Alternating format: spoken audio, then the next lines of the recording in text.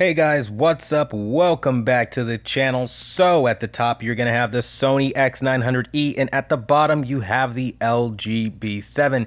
And this picture is going to represent the black levels between the two when you have something dead center in the middle. So go ahead, pause that and look at it. Now, albeit you're not gonna be seeing a 100% accurate representation, you can kind of get the idea that Sony is keeping up very well with the LG OLED, albeit you can see slight blooming on the Sony's logo there, but other than that, it really is very deep and very black. And this is what I try to explain to people when I try to tell you about OLED versus Sony. Again, one of the biggest things that I've always said about OLED, you can go into every video that I'm talking about OLED.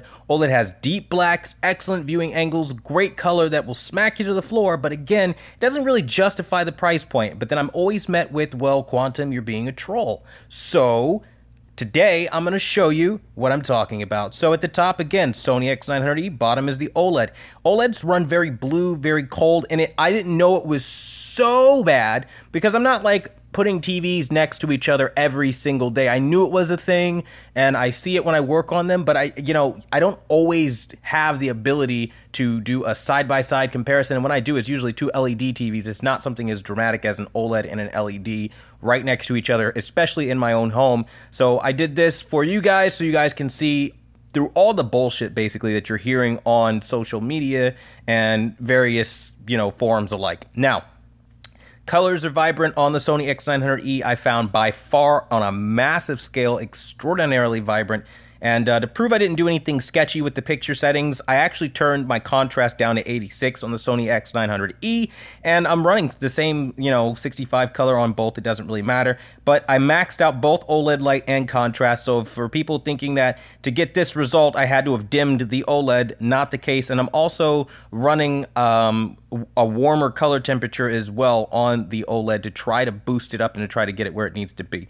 Now, showing the details, it becomes very obvious in images like this. OLED tends to make people look a little dead by comparison, and this is due to that awful ABL feature. When things get really, really peak bright and like really, really luminant, it does tend to, block out a lot of that brightness, and I'm running issues. Even as we speak, I have video games running in the background, and it's just not the greatest for that. Now, OLED did a fantastic job in this particular scene, beat the pants off of the 900E with the amount of detail that you're gonna see, and that's where OLED is really doing the best, right? OLED's best feature is the black levels, which, again, you can create perfect color, you can create perfect amount of detail because it's, again, self-lighting pixels, you don't have a backlight, so there aren't those limitations, and it is a very real implication when you're talking about details. Detail-wise, OLED is definitely dominating, and I love the details on the OLED, like the little fine details that you wouldn't see on the Sony X900E, but as far as color, peak brightness, and motion and overall perception of image quality, the 900E does blow you away a lot more. And that's something that you just are going to pick up on the more you use it.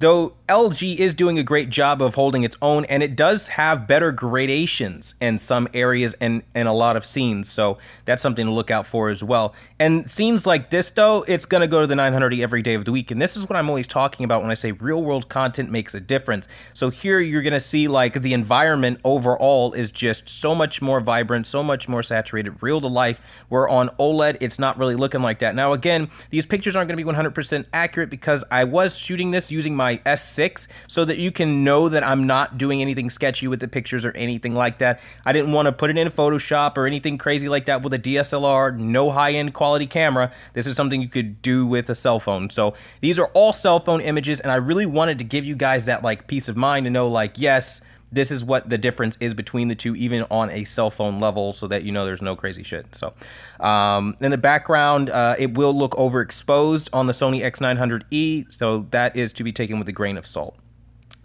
Images like this as well just really blew my mind on the Sony X900E to the point where I was giving off that little like arrogant chuckle, if you will, like, oh my god, like it's just so like definitively better when you're dealing with peak brightness on the Sony X900E and any kind of shadow detail pertaining to a bright scene period.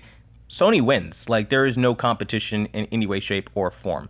And I think the picture speaks for itself. Here, again, scenes like this slap OLED to the floor in the peak brightness and colors, but Sony is getting dominated in the amount of detail that the OLED's deep black was able to produce, and that is always impressive.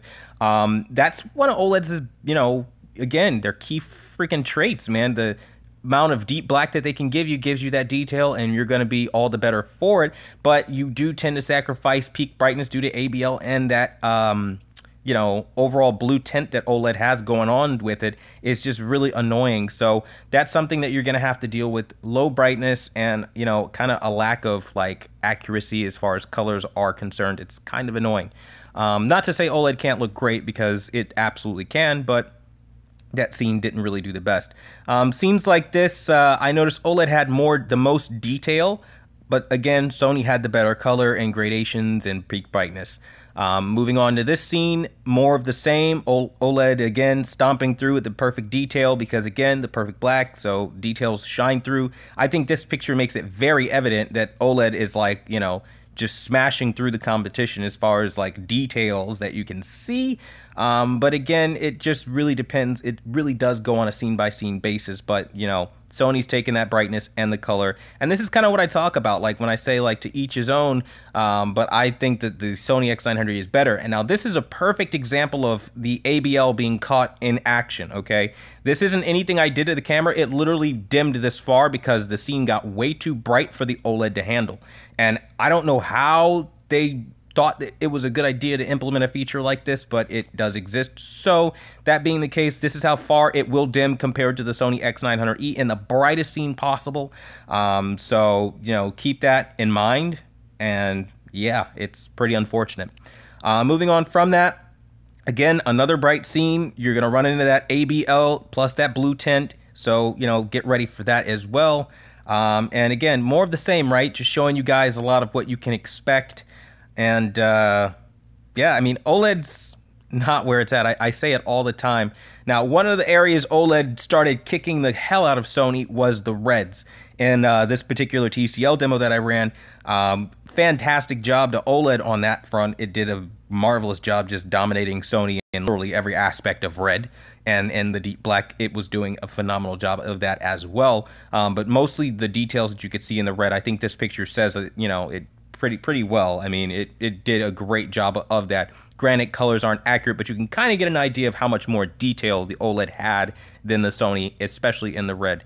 And now, oddly enough, in this scene, the Sony actually had more shades of color, where you saw a lot more of the pink in the lipsticks and a lot more of the color variation. So the gradations were better on Sony on this side. And in this scene, OLED didn't really do the best, but they did have the sharpest image.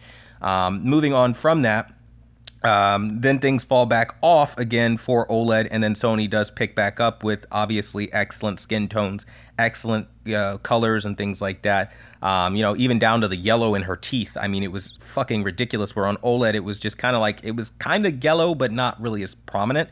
And that's something that I thought was like really worth the while and worth mentioning to you guys.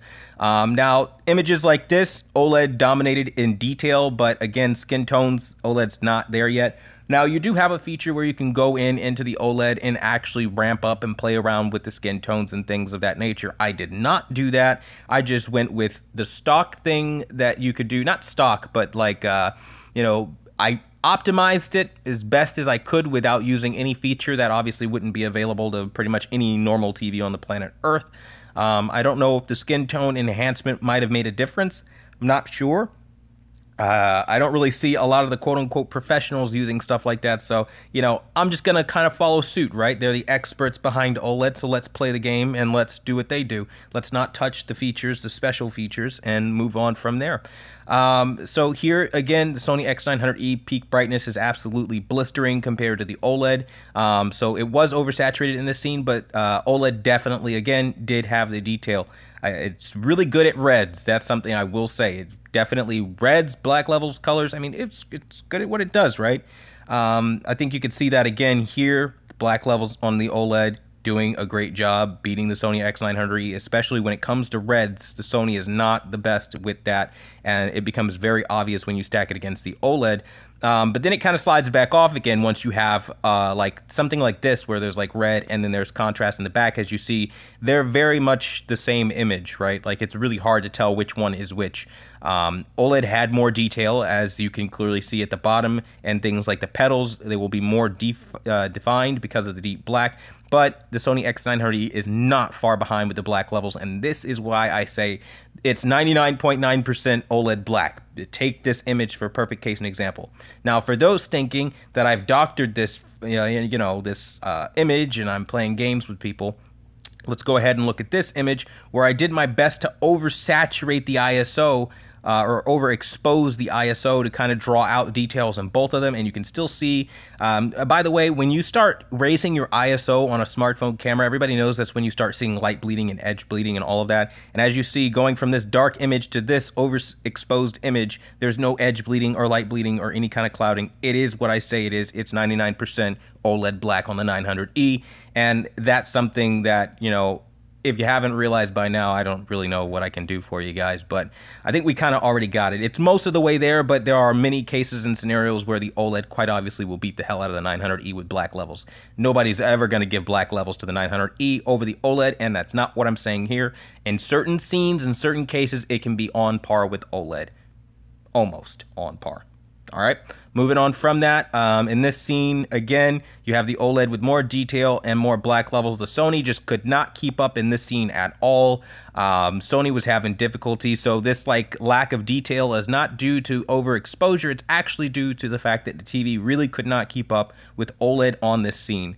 Now, when we move over to the greens, it becomes an entirely different story. Sony starts beating the hell out of OLED. While OLED still has the details, it's inaccurate green. It's just like this wild, crazy green, right? It just doesn't work. It's inaccurate. And where I see every shade in the iguana at the top on the Sony X900E, so gradations go to the Sony there. And to show you guys on the OLED, I didn't do anything funky to the OLED, like try to cool the colors off or things like that. I wanted to show you the color temperature is on warm. I added 5 to the warm, so you guys see this entire time I'm not like playing games with you, just so we can refresh that, because I know there are a lot of people that will probably try to cry wolf here.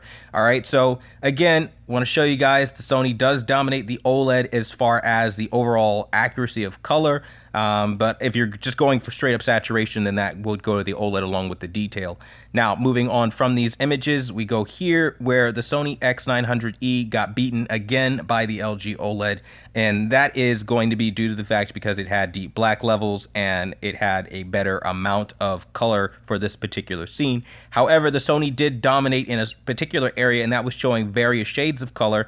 As you can see, peak brightness come through a lot better on the Sony X900E on this particular scene. So again, it really is the peak brightness thing that really helps the 900E really propel itself into the OLED category. But in certain areas of that image, the same image, you're going to fall off because you don't have the deep perfect black, as they would call it, to, obviously lift you back up again. But then also keep in mind things like accuracy aren't being met on the OLED side of things when you are reaching this level of saturation as well. And a perfect example of that is to look at the dragon tails that we have at the bottom here, and the Sony X900E at the top has more shades of green versus just a one flat green on the OLED. And that's a big problem that I find reoccurring on the OLED panel overall, along with the overall cool tint to it. Moving on from that, yellow was really hard to capture. I don't know why, but yellow just was not working the greatest, but OLED beat the hell out of the 900E with yellow. It wasn't even a contest. It really wasn't. It was like, it was a massacre. It really was. When it came to just the color of yellow versus the color of yellow, OLED beat the hell, and I mean the absolute hell, out of the Sony X900E. And that's something, I mean, again, I'm doing these videos to tell you the truth and to let you know what's going on. So for people expecting me to be biased towards, the Sony, it's not going to win every fight, you know what I mean? So let's just keep moving. Now, again, with the blue scene here, got the hell beat out of it on the 900E. The shade of blue that you're seeing is pretty much what I saw. It was like a faded blue almost by comparison to the shade of blue. Now again, that doesn't mean OLED was accurate either with their shade of blue, because I did add in the dynamic color to try to give OLED the advantage, because that's what I wanted. I wanted to give OLED as much of an advantage as possible over the 900E to see with the advantage what it could do, and it does a good job. However, if you pay attention here, color banding, as I mentioned many times, you see all those circles, all these circles around this water puddle. That does not exist on the Sony X900E. That's what I'm talking about when I say an OLED flaw. Color banding is a huge one, and even though you still see a couple bands on the outer rim of this water puddle on the X900E, is nowhere near as prominent as it was on the OLED. It was super distracting. And with that, that really concludes our video. I would love to hear your thoughts down below in the comment section. My name is Quantum Apotheosis. I bring you the apotheosis of information, and I appreciate everybody that stopped by and watched the video today. And until next time, I'll see you guys later.